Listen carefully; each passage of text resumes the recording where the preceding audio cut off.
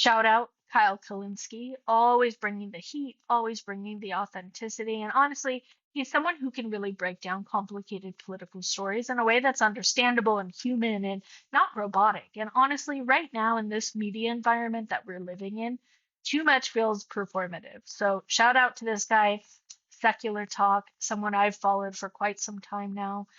Independent media is where it is at. So follow, like, subscribe, fact check. Let's keep exposing corruption. And this brings me to Joe Rogan, a true example of influence without accountability. Now, look, Joe Rogan is obviously massively influential. There's no denying that. Millions of people still listen to him. Politicians want access to his audience. Billionaires want relationships with him. Presidential candidates still orbit around his space. They understand traditional media doesn't control culture the way it used to. That is true. But what's interesting right now is that for the first time in years, Rogan isn't automatically sitting uncontested at number one. Shout out MeidasTouch.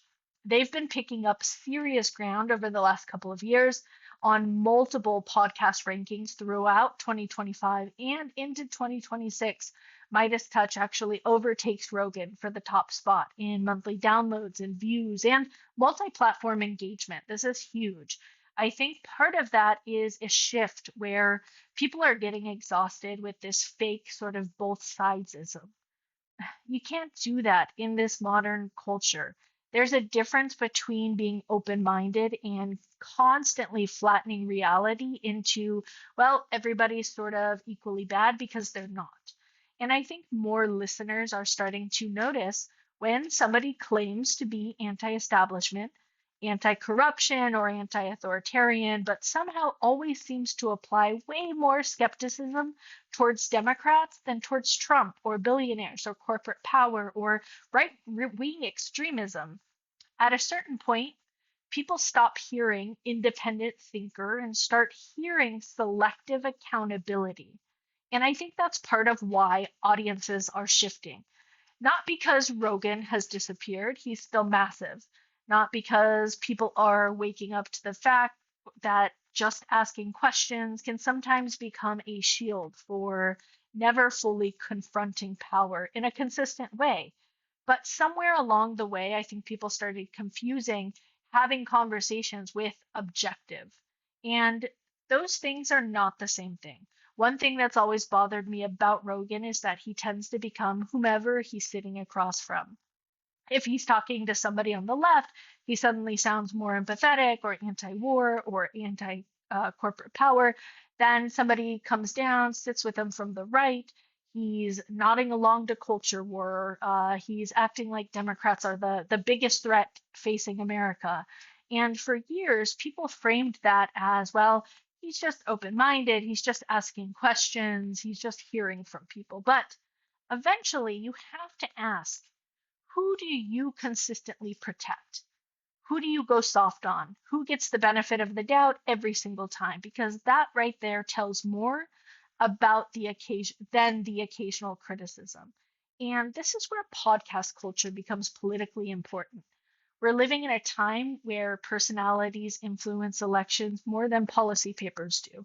People trust creators, people trust the voices they've listened to for 3, 4 hours a week while driving or working out. And, that parasocial connection becomes powerful.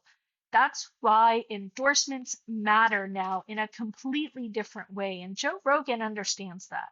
That's why his Trump endorsement mattered. That's why his conversations with people like Elon Musk matter.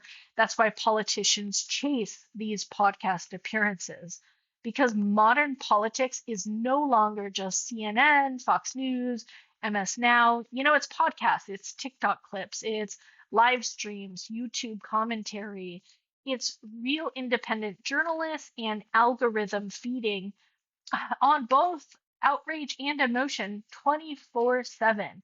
And honestly, independent media is probably the future, whether people like it or not. But that's going to come with some responsibility because if you help shape public opinion, especially on a massive level, people are going to question whether you're actually being honest with your audience. And this is where I think a lot of frustration comes in with Rogan fast. People don't expect perfection. People don't expect him to agree with them on every single point politically, but they do expect consistency. If you're willing to spend years hammering Democrats over corruption and transparency, ethics, then, we're going to naturally expect that same sort of energy towards Trump and billionaires and corporate power and authoritarian behavior too. Because when they don't see consistency, and we start to feel like it's less and less independent thinking and more just access journalism disguised as authenticity, that puts us in real danger mode, because independent media works best when it stays independent, not when creators become socially intertwined with the same billionaires and political circles that we're supposed to be questioning. And this is bigger than Rogan. Honestly, this applies to everybody in media now. Traditional media failed people in a lot of ways. That vacuum really created room for independent journalism to explode. And some of that's been incredible. But we also have to be careful not to turn influencers into untouchable political authorities just because they feel more relatable than a cable news anchor. That's why I appreciate voices like Kyle Kulinski, like MeidasTouch, you know, people willing to clearly stake out positions, criticize where criticism is due, and say what they think, say when something is wrong. That sort of authenticity matters, because at the end of the day, media should challenge power, not orbit around it. And right now, podcasts and social media are really shaping culture, shaping elections and public opinion more than ever, which means the people behind these microphones carry real influence, whether they want to admit it or not. So let's keep things honest. Fact check. Go out there and really find sources. Find out what you believe in and what's real. Follow me as I continue breaking down political stories in America today. Like, subscribe, and let's keep doing this.